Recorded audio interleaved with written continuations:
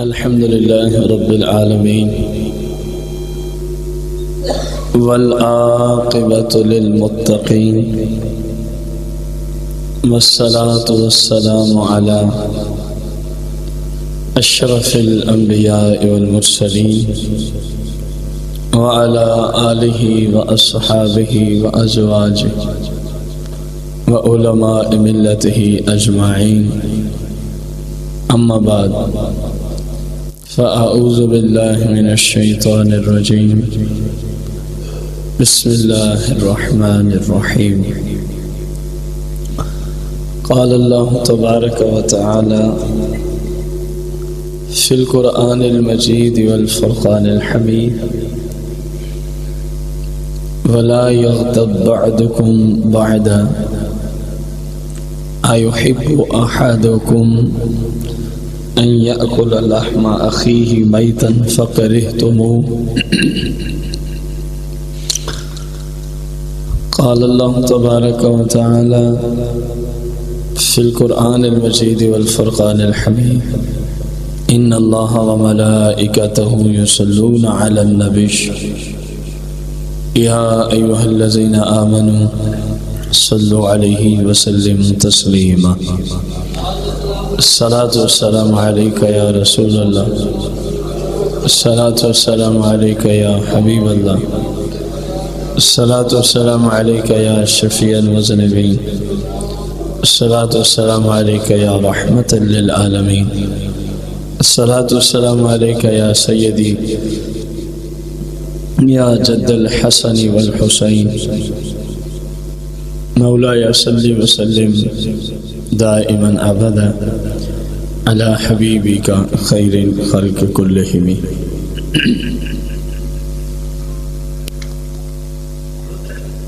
حمد و صلاة کے بعد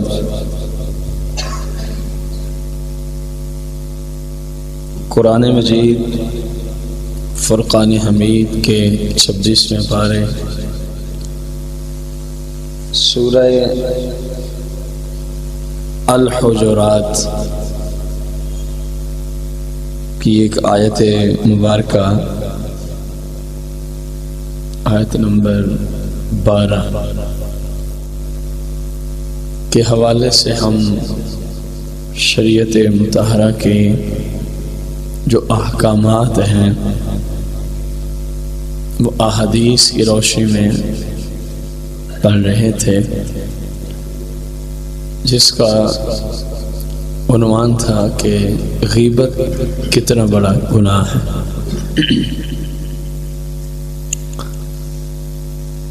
حضور نبی کریم رؤوف الرحیم علیہ الصلاۃ والتسلیم کی شریعت مطہرہ کی روشنی میں کسی مسلمان کے غیر موجود حالت میں، جب وہ ہمارے پاس نہ ہو، ایسے ذکر کرنا کہ اگر اس تک وہ باتیں پہنچیں تو اس کو بری لگیں، اگر اس میں یہ پائی جاتی ہیں تو یہ غیبت ہے، اگر نہیں پائی جاتی تو بہتان ہے۔ البتہ جیسا کہ میں نے پہلے بھی عرض کیا تھا کہ کسی عالم کو کسی کی برائی ظاہر جب مسئلہ بتائیں گے تو پوری تفصیل دینی ہوگی، یہ غیبت میں شامل نہیں ہوگا۔ کسی گھر کا کوئی سربراہ ہے، اس کے سامنے گھر کے کسی فرد کی بات رکھی جا رہی ہے کہ اس میں یہ عیب آ گیا ہے، یہ غیبت نہیں ہوگی، کیونکہ یہ آپ صلی اللہ علیہ وسلم سے خود بھی ثابت ہیں ایسی چیزیں، تو یہ غیبت میں شامل نہیں ہے۔ رسول اکرم نور مجسم صلی اللہ علیہ وسلم سے سیدنا ابو ہریرہ رضی اللہ تعالی عنہ روایت کرتے ہیں، آقا کریم علیہ السلام نے فرمایا کہ آپس میں حسد نہ کرو، آپس میں حسد ہے، اس حسد کی بنیاد پہ پتہ نہیں لوگوں نے کتنے بڑے بڑے گناہ کیے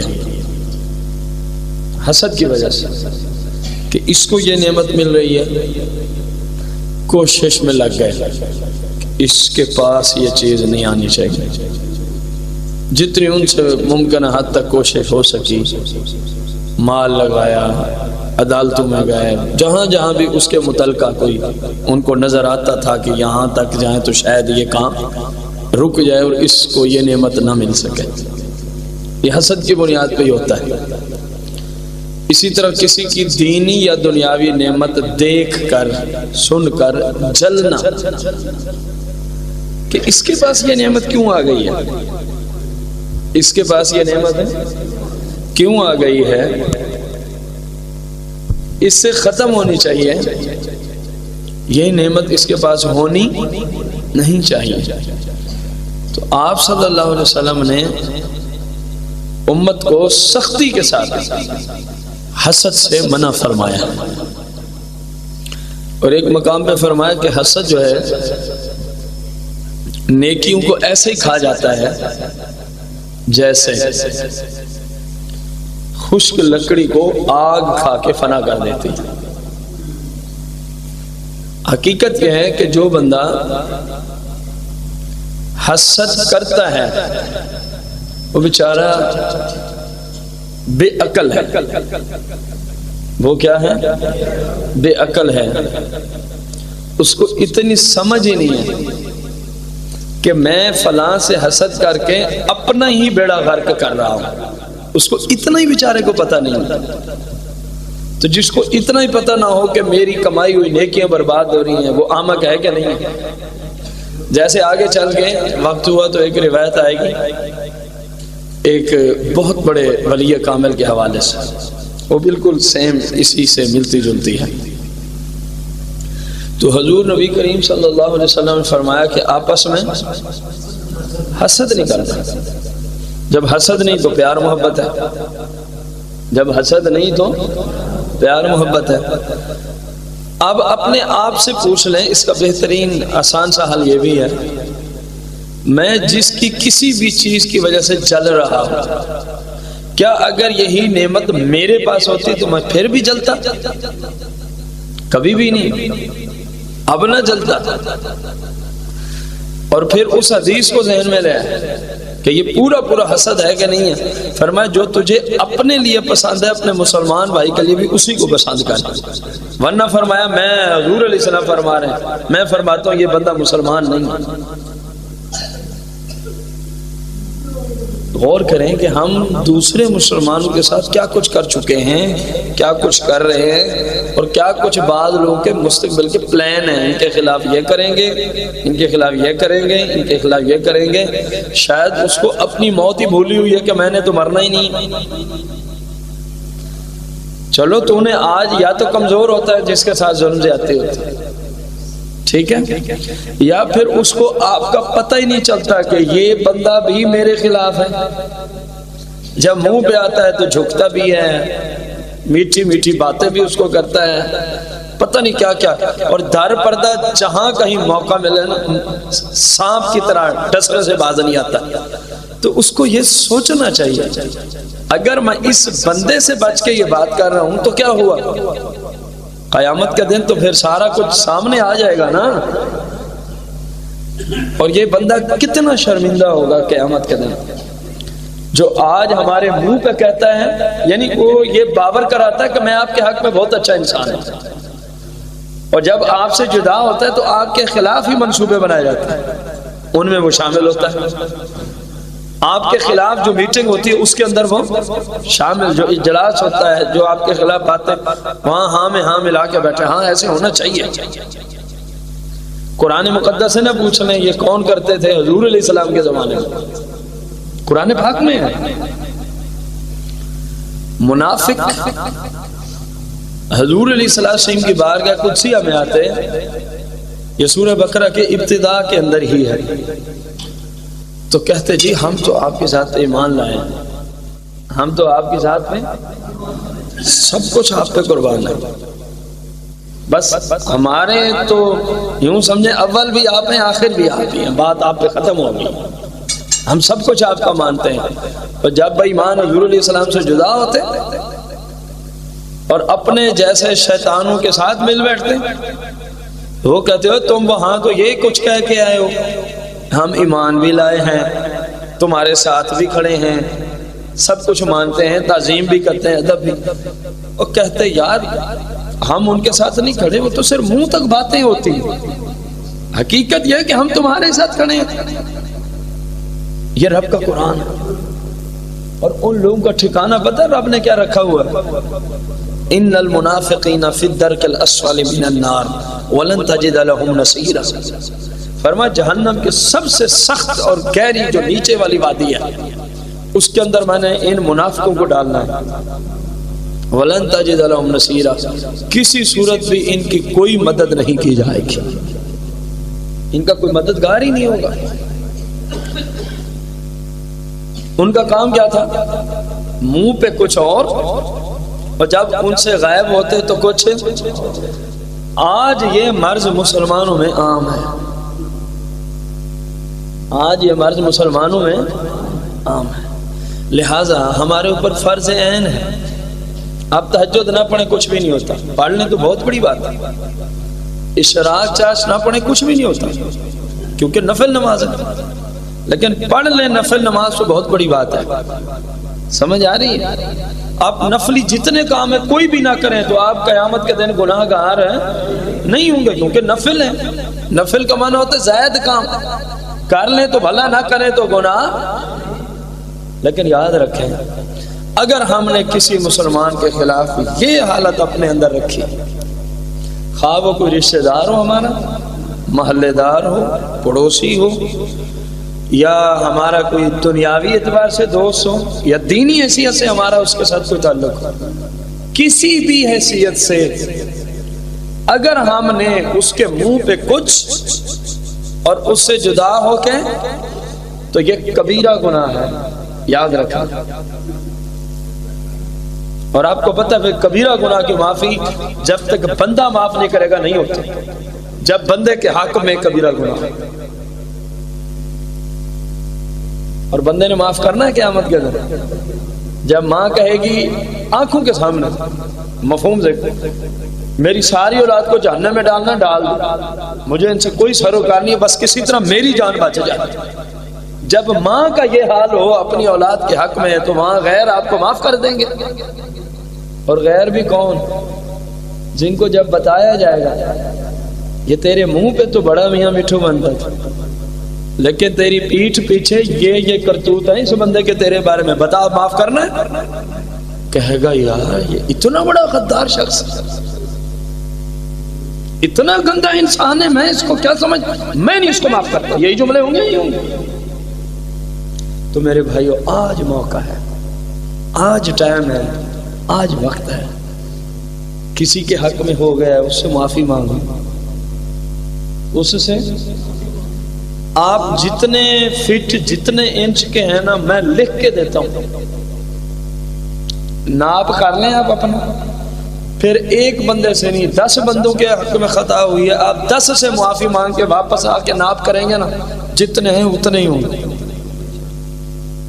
معافی مانگنے میں آڑے تو یہی چیز آتی ہے، میں معافی مانگوں، تو جس کے ذہن میں یہ آ رہا ہے نا اس کو سمجھنا چاہیے کہ تو متکبر انسان ہے، کیونکہ میں تو متکبر کی علامت ہے۔ جب اللہ کریم نے فرمایا نا سارے فرشتوں کو، جناب آدم علیہ السلام کو کیا کرو، اسجدوا لآدم فسجد الملائکۃ کلھم اجمعون الا ابلیس ابا واستکبر وکان من الکافرین۔ تو وہاں پہ ابلیس نے کیا کہا، میں انا خیر منہ خلقتنی من نار وخلقتہ من طین، مجھے یا اللہ تو نے آگ سے بنایا اور آدم کو مٹی سے، اور آگ مٹی سے بہتر ہوتی ہے، میں کیوں اس کی تعظیم کروں؟ یہ میں آئی تھی، کیا آئی تھی؟ میں آئی تھی، اور جب میں آئی تو پھر لعنتی الی یوم الدین بھی آیا۔ فرمایا میری بارگاہ میں تکبر، میری مخلوق ہو کے میری بارگاہ میں تکبر، تو فرمایا جو اللہ کی بارگاہ میں میں کرے نا، تو پھر فتوی لعنتی الی یوم الدین، چلو پھر قیامت تک فرمایا شیطان تیرے اوپر میری لعنت ہے، اور جتنے لعنت کرنے والے ہیں ان کی بھی لعنت ہے۔ ان کی بھی والناس اجمعین کی لعنت ہے۔ تو اگر کسی شخص کو یہ اچھا لگتا ہے کہ میں کیوں کسی سے معافی مانگوں، میں نے 20 بار جملے بولے ہیں حدیث کے اعتبار سے، پھر عرض کر رہا ہوں، تو آپ ایسا کام ہی نہ کریں کہ کسی سے معافی مانگنی پڑے۔ آسان حل ہے کہ نہیں؟ اگر کیا ہے تو اب اس کے سوا حل ہی کوئی نہیں، کیونکہ بندے کے حق میں ڈاکہ مارا ہے تو اب بندے سے معافی مانگنی ہوگی۔ یہ تو ان 2 نمبر تاجروں والا کام ہے جو سارا سال لوگوں کو لوٹتے ہیں، کبھی سود کا معاملہ، کبھی رشوت کا معاملہ، تو کبھی ناپ تول میں کمی، تو کبھی دھوکہ فریب دہی، اور سال کے بعد عمرہ کر کے اپنے آپ کو تسلی دیتے ہیں بخشے گئے ہیں۔ ان بے وقوفوں کو کیا پتا کہ پہلے سے بھی زیادہ گناہگار ہو کے پلٹے ہو، بخشے نہیں گئے۔ جس کے حق میں کوتاہی ہوئی ہو اس سے معافی مانگیں گے تو بخشے جائیں گے، ورنہ معافی میں آپ کے 10,000 روپے لے کے کھا جاؤں پھر اللہ کی جناب میں جھکوں مجھے معاف کر دے، سچ بتانا حدیث کی روشنی میں معافی کا یہی طریقہ۔ فرمایا پہلے اس بھائی کا حق پورا کر، اگر نہیں ہے تو اس سے جا کے کہہ دے یار میرے حالات ٹھیک نہیں ہے، میں کوشش میں لگا ہوا ہوں، اللہ تعالیٰ کرم فرمائے میری زندگی میں آ گیا تجھے، ورنہ میں آپ سے معافی کا طلبگار ہوں، اب بخشے جاؤ۔ اب آپ اندازہ لگا، تو جب کسی کا حق معاف ہی نہیں ہوتا بغیر اس کے معاف کیے، تو سارا سال لوگوں کے ساتھ 2 نمبریاں کر کے اور پھر اپنے آپ کو تسلی کیا دیتے ہیں 50 لاکھ میں نے 2 نمبری سے کمایا پورے سال میں، کچھ نہیں ہوتا اگر 2-4 لاکھ عمرے پہ لگ بھی جائے۔ اوہ جاہلو، یہ 50 کا 50 جہنم میں لے جانے کا سب سے بڑا ذریعہ تیرے حق میں جو تو نے الٹے طریقے سے کمایا۔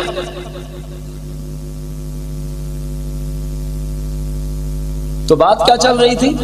کسی کے منہ پہ آپ جیسا تو بندہ ہی کوئی نہیں، کیا بات ہے آپ، اور جب اس سے جدا ہوئے اب اسی کے خلاف سازش ہے، اسی کے خلاف میٹنگ ہے، اسی کے خلاف گفتگو ہے۔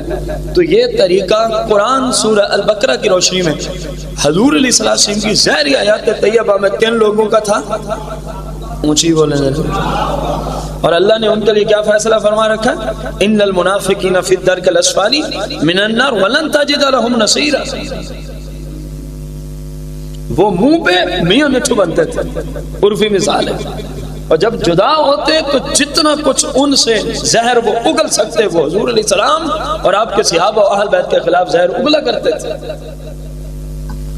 تو آج اگر ہمارے اندر بھی یہی مرض ہوا کہ اپنے کسی رشتہ دار کے منہ پہ بیٹھے ہیں، اس کی بڑی تعریفیں ہیں، آپ جیسے بندہ ہی کوئی نہیں، ہم تو آپ سے بڑی الفت رکھتے ہیں، بڑی محبت ہے، اور جب وہ سائڈ پہ ہوا یا آپ سائڈ پہ ہوئے یا میں سائڈ پہ ہوئے اور اسی کے خلاف ہی سازش شروع میں، بڑا غلیظ انسان ہے یار، بڑا فلاں ہے، بڑا فلاں ہے، بڑا فلاں ہے، تو بتائیے ابھی تو اس کو ممکن ہے پتہ نہ چل سکے کہ ہم اس کے ساتھ کیا دوغلا پالیسی اختیار کیے ہوئے ہیں۔ سچ بتانا قیامت کے دن اس کو پتہ نہیں چلے کتنی رسوائی ہوگی۔ تو اس کا حل یہی ہے کہ کسی کے خلاف سازش کا حصہ ہی نہ بنے، کسی کے خلاف حضور پاک علیہ السلام کی حدیث چلائے بیٹھے ہیں، فرمایا اور میرے غلاموں ایک دوسرے سے جلا نہ کرو، حسد نہ کیا کرو، بلکہ ایک دوسرے کے ساتھ محبت والی زندگی بسر کرو، پیار والی زندگی بسر کرو۔ اور پھر آپ علیہ السلام نے فرمایا ایک دوسرے سے بغض نہ رکھو، ایک دوسرے سے بغض نہ رکھو۔ جس کام سے آپ علیہ السلام نے سختی سے روکا ہو، اور آج امت کے اکثر فرد صرف بغض کی بات نہیں، بغض کی پنڈے اٹھائے ہوئے ہیں سروں پہ، بڑے بڑے پہاڑ ہیں ان کے دلوں میں مسلمانوں کے لیے بغض، کینہ اور حسد کے۔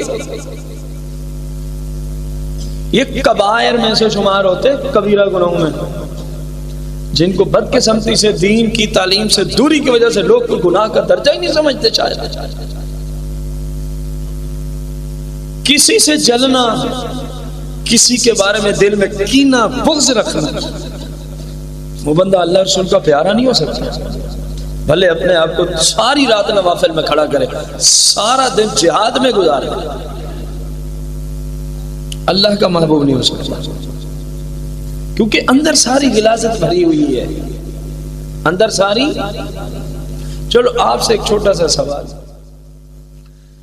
آپ کے سامنے ایک ڈبہ بندہ پیش کرے جس کے اوپر اس کی پیکنگ اتنی حسین و جمیل ہو کہ دیکھ کے بندے کا دل خوش ہو جائے، ظاہر اس کا ظاہر اتنا حسن والا ہو کہ جو چیز آپ کی پسندیدہ ہے اسی سے اس کو اوپر سے مرصع کیا گیا ہو، گلاب کے تازہ پھول اوپر لگایا گیا، اعلیٰ قسم کا عطر خوشبو اوپر چھڑکا گیا، اور آپ جب اس کو کھولیں اور اندر میں ہو کسی ناپاک جانور کا خون اندر ڈبے میں بھرا ہوا ہو، آپ اس کو کیا سمجھیں گے؟ تحفہ دینے والے۔ ایسے لگتا ہے جیسے آپ کو سمجھ ہی نہ آئی، او یار اوپر سے اتنا حسین اور اندر نجاست والی چیز، کہیں گے یار بڑا گندا بندہ ہے، بڑا۔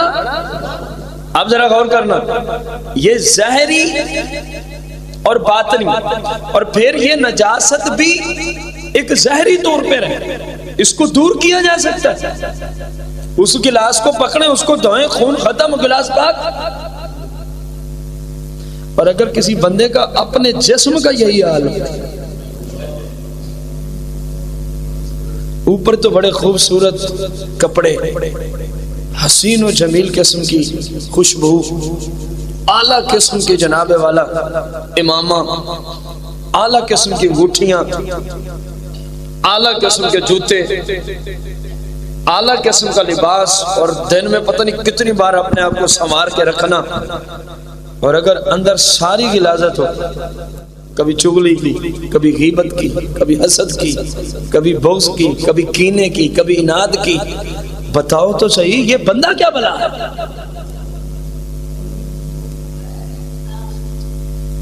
اور اس سے یہ بڑی نجاست ہے، اس گلاس بعد جو اس میں خون رکھا اس بندے نے، اس سے یہ بڑی نجاست ہے۔ آپ خیال کرو، غور کرو کہ کہیں میرے اندر تو یہ چیز نہیں، وہ قلب جو ایمان سے بھرا ہوا ملا تھا، کہیں میں نے رب کی نافرمانیاں کر کے اس کو کالا تو نہیں کر دیا؟ حدیث مبارکہ ہے کہ نہیں؟ مفہوم ہے حدیث، ایک گناہ کرتا ہے دل پہ ایک کالا دھبا لگ جاتا، دوسرا کرتا ہے دوسرا، حتیٰ کہ بعض کے سارا دل ہی کالا سیاہ ہے۔ جو نور ایمان کی جگہ تھی میں نے اپنے ہاتھوں اس کو کالا، اور اوپر سے تو میں بڑا بنا سمرا ہوا، بڑا اعلیٰ قسم کا لباس، اور معاذ اللہ بعض ویسے جب چل رہے ہوں محسوس ہوتا ہے شاید زمین کو جگہ ہی نہیں دیتی اس کو، یوں اکڑتا ہے، یوں مغرور اور متکبرانہ انداز سے چل رہا ہے۔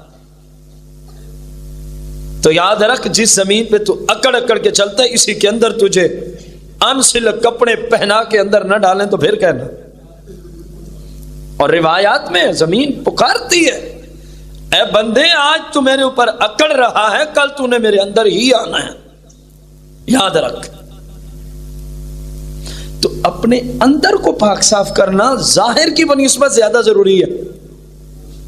اچھا، کوئی بھی ہم میں سے عقل مند شخص، جتنے کثیر مسلمان موجود ہیں، کوئی بھی عاقل شخص ہم میں سے اس حال میں مسجد میں یا کسی بھی فنکشن میں جہاں چند مسلمان بیٹھے ہوں نہیں آئے گا کہ اگر اس کے کپڑوں پہ مختلف جگہوں پہ خون لگا ہو۔ میں ایک اور انداز سے آپ کو سمجھاؤں، کپڑوں پہ نجاست لگی ہے، پیشاب لگا ہے، بول لگا ہے، براز لگا ہے، دم لگا ہے، خون، تو کوئی بندہ بھی دو چار دوستوں میں ان کپڑوں کے ساتھ ہے، ایک بندے کا شعبہ بھائی اس کی بات میں نہیں کر رہا، جیسے قصاب ہے ان کی بات نہیں ہو رہی، کوئی بندہ بھی اپنے نجاست والے کپڑوں کے ساتھ کسی دوست کے سامنے جملہ سننا، ظاہری کپڑوں پہ نجاست لگی ہو تو ہمیں شرم آتی ہے، اپنے دنیاوی دوستوں کے، اپنے جیسے لوگوں کے سامنے آنے سے ہمیں کیا آتی ہے؟ اور اگر اندر سارا ہی گناہوں کی غلاظت سے بھرا پڑا ہو اور پھر بندہ رب کی بارگاہ میں آ کے کھڑا ہوتا ہے، میرا ایمان ہے اللہ بہت بڑا غفور رحیم ہے، لیکن کچھ ہمارا بھی تو حق بنتا ہے کہ نہیں بنتا؟ جس چیز کے ساتھ ہم اپنے عام لوگوں کے سامنے نہ جائیں، اب کیا ہے؟ کینہ ہے، بغض ہے، حسد ہے، چغلی ہے، غیبت ہے، بہتان ہے، اناد کی پنڈے ہیں، اب سب کچھ لے کے گھوم پھر رہے ہیں، صرف ایک نظریہ ہے، کون سا کسی کو کوئی نظر آتا؟ یہی وجہ ہے نا، ورنہ دو تر دھبے خون کے لگے تو اب نظر جو آ رہے ہیں اس لیے اس لباس کو، کوئی لیٹ ہو رہا ہو کسی جگہ دوستوں کے پاس پہنچنا ہو، میں اس سے مزید اگلی مثال، نکلنے لگا تو دو چار دھبے خون کے سامنے لگ گئے تو جتنا مرضی لیٹ ہو جائے فوراً گھر پلٹے گا، کہے گا اس قمیض کے ساتھ میں نے نہیں جانا۔ بندہ پوچھے کیوں؟ کہے گا یار لوگ کیا کہیں گے، بے وقوف ہے،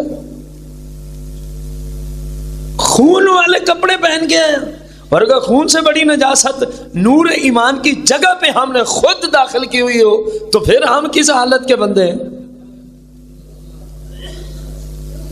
معلوم ہوا ظاہری ستھرائی صفائی کی بنسبت باطنی صفائی ستھرائی اسلام کو زیادہ اہمیت کی حامل ہے، اور اسلام تقاضا کرتا ہے آپ سے کہ آپ کا دل نور ایمان سے بھرا ہوا ہونا چاہیے، نور قرآن سے بھرا ہو، نور حدیث سے بھرا ہو، نور شریعت سے بھرا ہو، نہ کہ چغلی، غیبت، حسد، بغض، بہتان، تراشیاں اور کینہ، بغض، اناد سے بھرا پڑا ہو، کالا سیاہ ہو۔ چلو مان لیا یہاں گزر گئی اوکھی سوکھی، تو اگلی تو نہیں گزرنی، کیونکہ کبائر میں شمار ہوتے ہیں، اگلی تو پھر اس کا حل کیا ہے؟ اپنے رب کی بارگاہ میں سچی توبہ، اپنے رب کی بارگاہ میں جس بندے کے حق میں ایسا خطائی ہو گئی ہے اس سے معافی، اگر وہ دنیا سے چلا گیا تو اس کے حق میں کثرت کے ساتھ دعائے بخشش، پھر یہ حل ہے، اگر وہ دنیا سے چلا گیا تو اس کے حق میں کثرت کے ساتھ دعائے بخشش و مغفرت کریں، رب معاف فرما دے گا، اللہ کریم معاف فرما دے گا۔ اور اس حدیث کے تیسرے جملے حضور علیہ السلام نے فرمایا ایک دوسرے کی غیبت نہ کرو، پہلے فرمایا حسد نہ کرو، پھر فرمایا بغض، اناد، کینہ نہ رکھو، اور تیسرے جملے میں کیا فرمایا؟ کسی کی اونچی، اور چوتھے جملے ہیں ایک ہی حدیث ہے، سیاق کی حدیث مبارک ہے، بخاری مسلم میں موجود ہے، حضور نبی کریم صلی اللہ علیہ وسلم نے جو چوتھے جملے ارشاد فرمائے کیا ہی پیارے جملے ہیں۔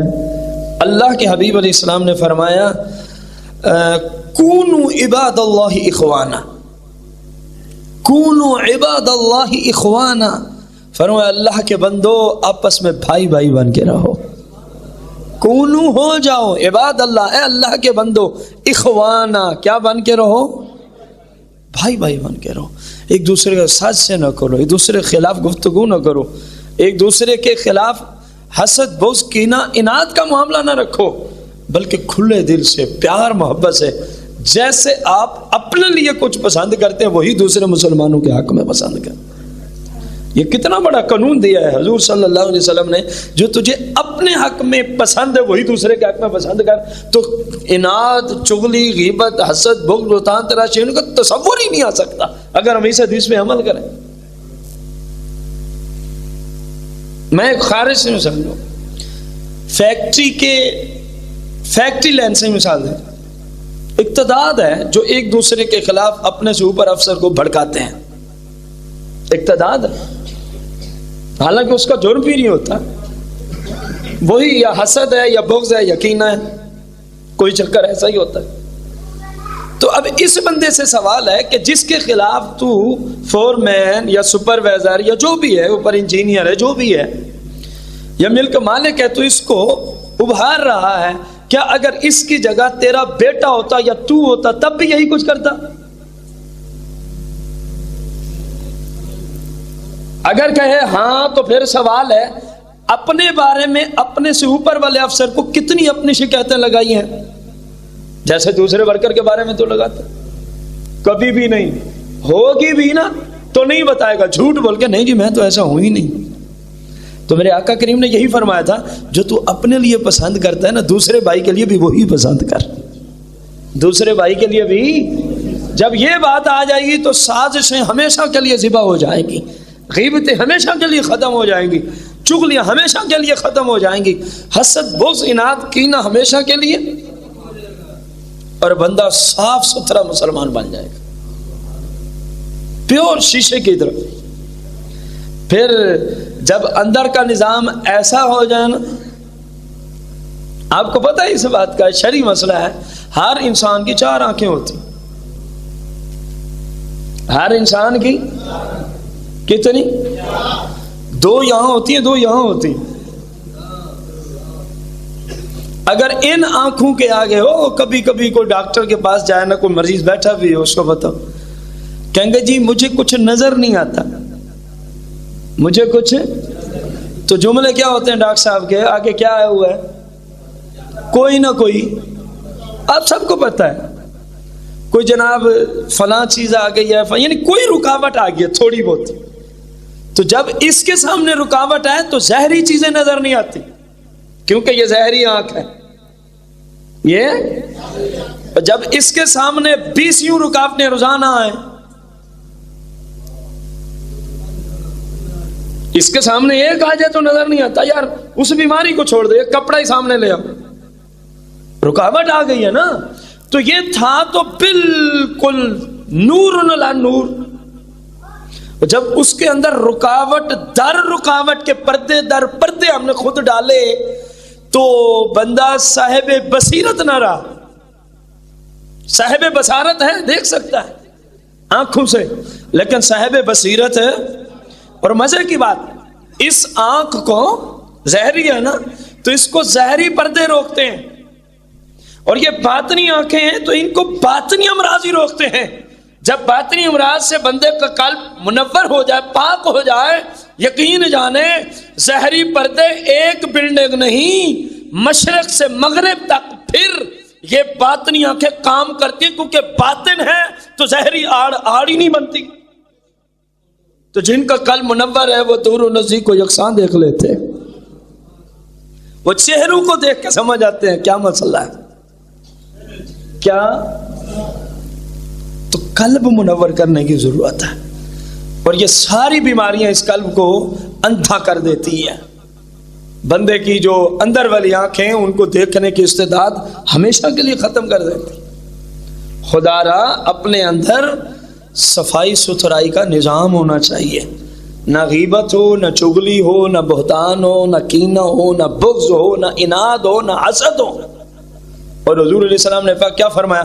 کونو عباد اللہ اخوانا، یہ بخاری میں بھی ہے، مسلم میں، کثیر کتب میں حدیث، کونو امر کثیر، فرمایا ہو جاؤ عباد اللہ، اللہ کے بندو، اخوانا، آپس میں کیا کیا بن کے رہو۔ آپ اندازہ، اور ہماری جو حالت ہے وہ آپ سب کے سامنے، جس کی جو ہے اس کو تو پتا ہے نا کہ میں روزانہ کتنے مسلمانوں کے خلاف بولتا ہوں، مجھے پتا ہے، بولتا ہوں تب بھی پتا ہے، نہیں بولتا۔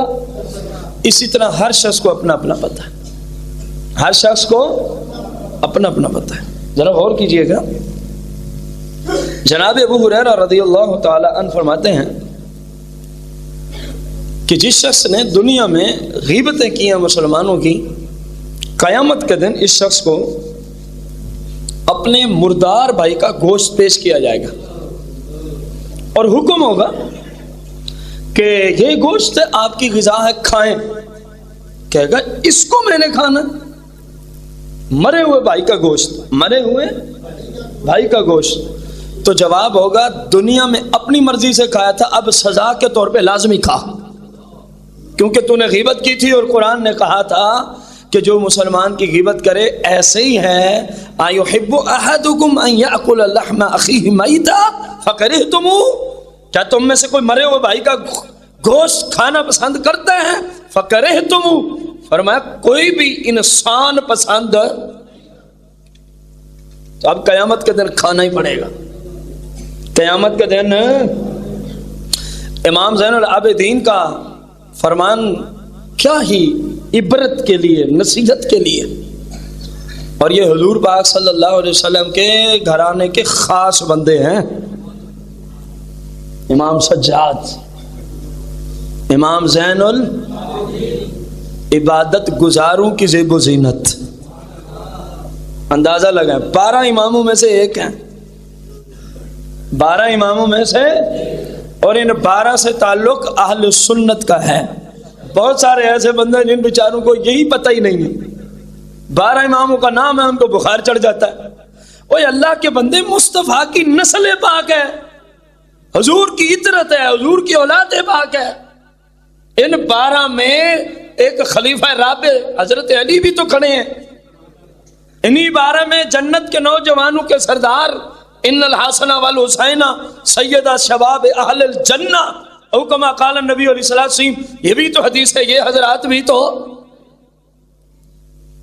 اصل میں ہمارے مسلک کے بہت سارے بھائی ایسے ہیں جن کو پتہ ہی نہیں ہے کہ ہمارا نظریہ ہے کیا. وہ سنی سنائی ان سے تو ان چبلوں کا تعلق ہے. تو چبل کا کیا واسطہ ہے اہل بیت سے؟ سمجھے جملے کو. جیسے وہ نفوس قدسی ہیں نا، ان سے تعلق بھی اسی کا ہوتا ہے جو عقیدے کی دنیا میں کم از کم دل کے اندر ایمان تو رکھتا ہو. گستاخ صحابہ ان سے تعلق ہے جو صحابہ کو بھونکے اپنی اذان میں، جو صحابہ کو بھونکے اپنے کلمات میں. کلمہ ان کا یہی شروع یہیں سے ہوتا ہے. معذلہ 3 صحابہ کافر ہیں، خلیفہ اول بھی، ثانی بھی، ثالث بھی. خلیفہ تو بلا فصل علی ولی اللہ کا اور معنی کیا ہے؟ ایسے چبلوں کا اہل بیت سے کوئی واسطہ، مسلمانوں کا واسطہ ہے. امام زین العابدین فرماتے ہیں، کیا فرماتے ہیں؟ غور کرنا. فرمایا کہ دوسرے کی غیبت کرنا. ایک سائل نے سوال کیا، حضور کسی کی غیبت کرنا کیسا ہے؟ تاریخی فتویٰ دیا امام زین العابدین نے. فرمایا کہ خبردار، کسی مسلمان کی غیبت ہے نہ کرنا. حضور کیوں؟ دل پہ ہاتھ رکھ کے سننے والا فتویٰ ہے میرے امام کا. حضور کیوں؟ فرمایا کسی مسلم کی غیبت ہے. حضور کیوں؟ جملے غور سے سنیں. فرمایا یہ ان لوگوں کا سالن ہے، غیبت کرنا ان لوگوں کا سالن ہے جو انسانی شکل میں کتے ہیں. میرے پاس کتاب موجود ہے، اور کتاب بھی اس امام کی ہے. معراج کی رات جناب موسیٰ علیہ السلام نے حضور علیہ السلام سے زیارت سے مشرف ہوئے نا، تو عرض کی یا رسول اپنی امت کے کسی عالم کا دیدار تو کرا دو. نبی ہو کہ مصطفیٰ کی امت کے علماء کے دیدار کی خواہش فرما رہا. اپنی امت کے کسی عالم کا جس کا دیدار میں مصطفیٰ کریم نے کرایا، اس کا ابا بھی پیدا نہیں ہوا تھا، اس کا دادا بھی پیدا، پردادا بھی، 10 15 20 پشتوں تک ابھی تک کوئی دنیا میں. فرمایا یہ لو موسیٰ. جب موسیٰ علیہ السلام نے پوچھا مسمک یا بنیا، اور میرے پیارے بیٹے تیرا نام کیا ہے؟ فرمایا محمد بن محمد بن محمد. وہ محمد امام غزالی تھے. امام غزالی کو سرکار نے پیش کیا روحانیت کی دنیا میں. اور یہ جس کتاب سے امام زین العابدین کا آپ کو فتویٰ دیا ہے، یہ بھی امام غزالی کی لکھی ہوئی کتاب ہے، احیاء العلوم. احیاء العلوم. آپ فرماتے ہیں امام زین العابدین نے فرمایا نہ کسی مسلمان کی غیبت. لوگ متعجب ہوئے، اتنا سختی سے ڈانٹ رہے ہیں. حضور خیریت تو ہے؟ فرمایا کیونکہ غیبت انسانوں میں انسانی شکل و صورت رکھنے والے کتوں کا سالن ہے، اس لیے میں نے روکا ہے. کسی مسلمان کی اپنے آپ سے پوچھئے گا کہ ہم کہاں پہ زندگی بسر کر رہے ہیں، مالک سے دعا گو ہیں. کسی مسلمان کا اگر ہو سکے تو ہم سے بھلا ہی ہو سکے تو کسی مسلمان کا ہم سے کم از کم اس کے خلاف کوئی جملہ نہ ہو. کم از کم اس کے خلاف کوئی جملہ ہو سکے تو کسی کے حق میں اچھائی والا ہی جملہ ہو، برائی والا ہاں جس کو شریعت برا کہے اس کو تو پھر ہر کوئی کہے گا، ممکن اب بھی کوئی کہے جی پیچھے تو آپ نے خود کچھ کہا ہے، تو ان کو تو قرآن بھی برا کہتا ہے، ان کو تو حدیث بھی برا کہتی ہے، گستاخ ہی ہے، کالا نام ابال محمد اللہ ہے، ان کی باتیں نہیں ہو رہی، ہم تو مسلمانوں کی باتیں کر رہے ہیں۔ خدا را اپنے مسلمان بہن بھائیوں کے حق میں کوئی ایسا جملہ نہ بولیں جو اس کو پتہ چلے تو اس کو اچھا نہ لگے، ورنہ پھر امام زین العابدین کا فتویٰ بھی اس وقت ذہن میں رکھنا، اور ابو ہریرہ کی روایت بھی ذہن میں رکھنا، کیا قیامت کے دن میں مرے ہوئے بھائی کا گوشت کھا لوں گا؟ یہ تو کچھ بھی نہیں، جتنی مذمتیں آئی ہیں غیبت کی، میں تو چند باتیں آپ تک پہنچا پایا ہوں اب تک۔ اللہ تعالی ہمیں حضور علیہ الصلوۃ والتسلیم کے توسل سے مسلمانوں کے حق میں بس خیر خواہی بنا دے، مسلمانوں کے حق میں بہتری کرنے والا بنا دے، برائی سے ہمیشہ کے لیے محفوظ فرما دے، آمین بجاہ نبی الکریم علیہ الصلوۃ والتسلیم۔